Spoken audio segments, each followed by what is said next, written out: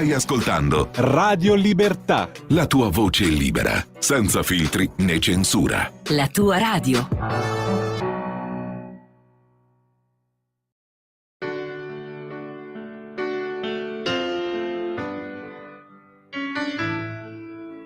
va ora in onda Liberamente, variazioni e scorribande con Giovanni Sallusti.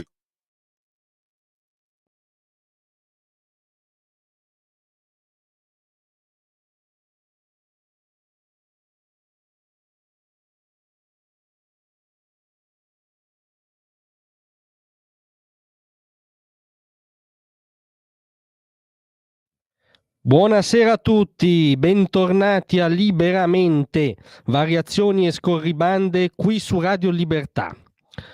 Allora stasera prendiamo atto felicemente che sono stati sparati nel dibattito due colpi chiari, precisi, secchi di centrodestra.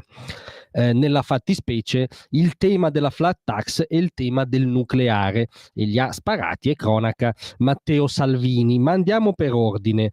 Si è appena concluso a Palazzo Chigi un incontro tra i leader del centrodestra, la Presidente del Consiglio Giorgia Meloni, i vice premier Salvini e Tajani, Maurizio Lupi di Noi Moderati e il ministro dell'economia Giorgetti, per fare il punto soprattutto con la manovra sullo sfondo, soprattutto con la contingenza economica, ovviamente le scadenze che premono, anche per serrare le fila, perché, come dire, siamo in vena di eufemismi, è un governo lievemente sotto attacco da certi poteri mediatici, via, diciamola così. In ogni caso è stata diffusa una nota, ovviamente di rito, ovviamente ottimista, non può che essere così, che alla fine dice: è stata ribadita la volontà di proseguire nel solco di una politica di bilancio seria ed equilibrata, confermare quanto di buono è stato fatto e verificare cosa di nuovo può essere attuato, concentrando tutte le risorse a disposizione sulle priorità indicate: famiglie, imprese, giovani e natalità, mettendo definitivamente la parola fine alla stagione dei bonus, che non hanno dimostrato di produrre alcun risultato. Ecco, la parola fine alla stagione dei bonus è una ottima premessa. La parola fine alla diciamo follia neanche assistenzialista, meramente distributiva per ottenere consenso immediato, che ha caratterizzato l'esperienza dei giallorossi, è di ormai ufficialmente alle spalle. E questa è un'ottima notizia.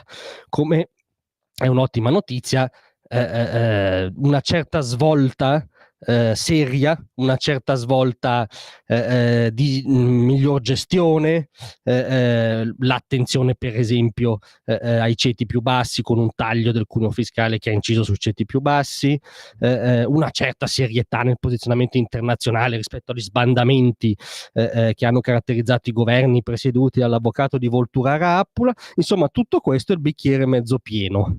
Cosa c'è di più, però, a nostro giudizio? Di più c'è che chi ha votato centrodestra alle ultime elezioni ormai 2 anni fa, l'ha fatto anche per vedere una chiara visione del mondo alternativa all'opera, no? C'è un cambio di paradigma netto sulle parole d'ordine, la visione del mondo proprio.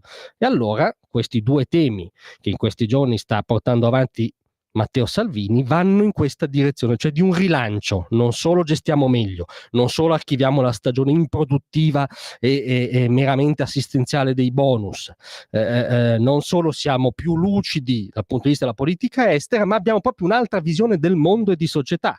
E i due temi messi sul tavolo da Salvini vanno proprio in questa direzione. Uno è l'innalzamento della flat tax sopra la soglia degli 85.000 euro di fatturato per i lavoratori autonomi professionisti, cosa che Salvini ha ipotesi che Salvini ha illustrato a Cernobbio in questi giorni, e che va verso quello che io credo si aspetti un elettore liberale, conservatore, non ideologizzato, che ogni giorno lavora nella vita reale, nell'economia reale, cioè verso una rivoluzione fiscale, non solo verso un sano, graduale abbattimento di alcune aliquote, ma proprio una diversa impostazione della relazione tra fisco e cittadino. Alzare la soglia della flat tax andrebbe chiaramente in questo senso. Ancora più epocale e proprio indicatore di un'altra visione del mondo è l'altro tema messo sul tavolo da Salvini. Ritengo che l'Italia non possa più dire di no e una delle mission più importanti di questo governo sia quella di riportare l'Italia nel contesto della modernità, riavviando il dossier del nucleare, cioè facendo vedere che c'è un'alternativa proprio di visione sulla politica energetica e en passant sulla politica ambientale. Cioè non c'è un approccio ideologico e masochista, approccio che ha tagliato fuori l'Italia dal nucleare di ultima generazione, pulito, sicuro, che è anche la maggior garanzia di una politica che stia in piedi da un punto di vista energetico, quindi non sia masochista, e che abbia dei benefici da un punto di vista ambientale, no? Cioè che sia un'alternativa strutturale, non sostitutiva, in aggiunta al carbon fossile. E questo è un altro esempio di visione del mondo non ideologica, una battaglia che ci auguriamo, come ha detto Salvini, sia da qui in poi una delle mission di questo governo. In ogni caso vengono sparati 2 colpi di centrodestra nel senso pieno e alternativo del termine, e da queste parti non possiamo che esserne lieti. Grazie a tutti, a domattina.